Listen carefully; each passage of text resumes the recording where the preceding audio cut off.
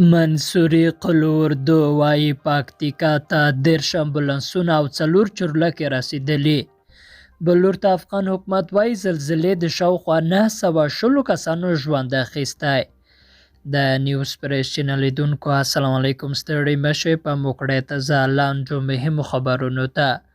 د 203 منصوري قلوردو چارواکو ویلي چې د پکتیکا زلزله ځپلو سیمو ته 10 امبولانسونه او 4 چورلکې رسېدلي دي او 3 نورې چورلکې هم ور روانې دي.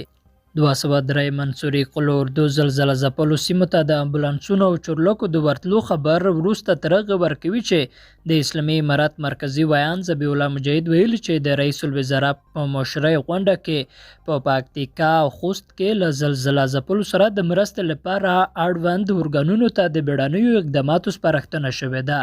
د لومړنیو راپورونو له مخې د پکتیکا په 4 او د خوست په یوې ولسوالۍ کې په بیګانۍ زلزله کې لږ تر لږه 280 تنه مړه شوي او له 500 زیات نور ټپیان شوي دي. ښایي د تلفاتو شمېر نور هم لوړ شي، ځکه چارواکي وایي چې دوی لا هم تر خاورو او لوټو د لاندې شویو کسانو پر رایستلو بوخت دي. او په هیواد کې د تېرې شپې زلزلې له امله تر 900 ډېر کسان وژل شوي دي. پیښو ته د رسیدګۍ په برخه کې د دولت وزارت مرستیال مولوي شرف الدین مسلم په یوه خبري کنفرانس کې د خبرو پر مهال ویلي چې د تېرې شپې زلزلې په هیواد کې د 920 کسانو ژوند اخیستی دی او شاوخوا 610 کسه نور ټپیان دي. دغه زلزله د هیواد په څو ولایتونو کې د شپې ناوخته وشوه چې له همدې امله د تلفاتو شمیره لوړه ده.